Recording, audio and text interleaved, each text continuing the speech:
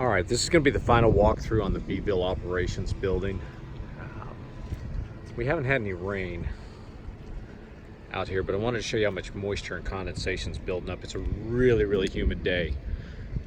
But show the efficiency on this roof. You can see we've got water just beating up and running everywhere.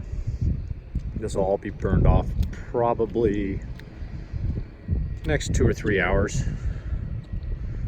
But you guys can kind of see what the final product looks like.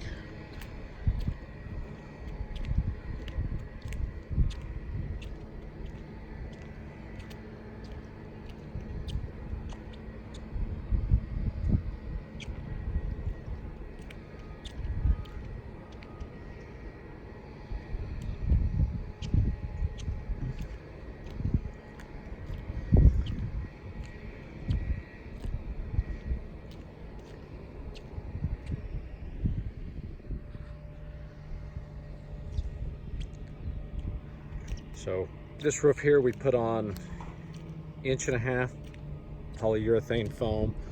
We came in and built some crickets up. We added some drainage. This is actually a structured concrete with a slope to it, but some of the drainage you can see where over years we've got a lip around there where it's actually shifted up. So we fixed most of what we could building this up. Put about 2.5 gallons of square silicone on here. This is a 20-year roof system. So at the end of 20 years, they'll be able to wash, clean this roof, recoat it, add another 20 years of additional warranty to it.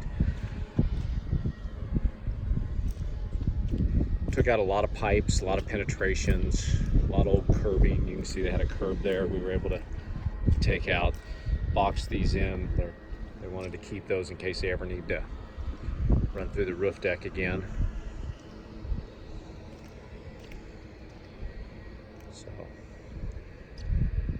this is the Beeville Operations Building, Beeville, Texas.